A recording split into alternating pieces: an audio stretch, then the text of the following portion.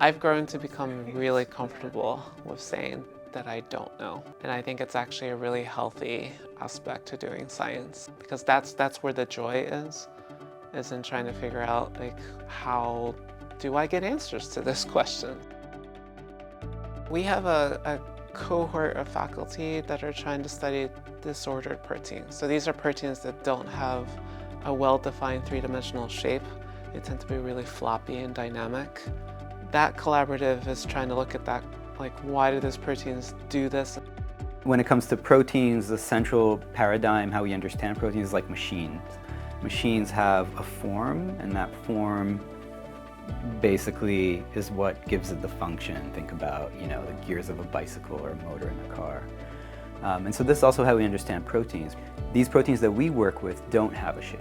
They're like spaghetti. They just move around and don't have a three-dimensional shape. Then on the deleterious side, a lot of these disordered proteins are the cause of disease. And so some of these diseases like Alzheimer's, Parkinson's, Huntington's disease, these are all caused by disordered proteins. So we're all studying these proteins in different genetic organisms and under different sensing mechanisms to see how they behave in healthy cells and what happens when those proteins are no longer folding or functioning properly.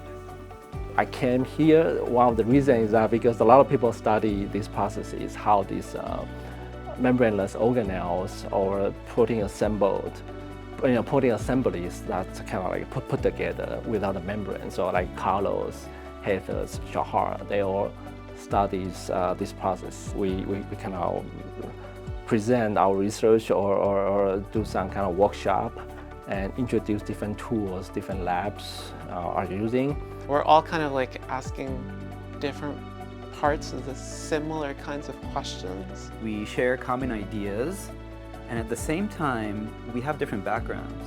And what these different backgrounds let us do is come at the same problem from different points of view.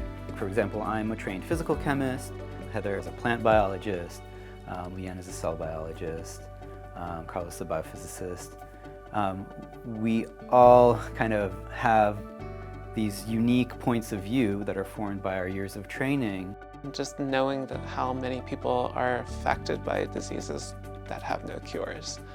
And maybe the reason why there are no cures is just we haven't been looking in the right places. The collaborative has helped me kind of realize how important it is to look at the same class of proteins but in other organisms, like yeast or plants, to gain some insights that we hope we can translate from those systems back to the human systems. I found a lot of people have a similar interest. I saw those interactions. I trigger those kind of interactions.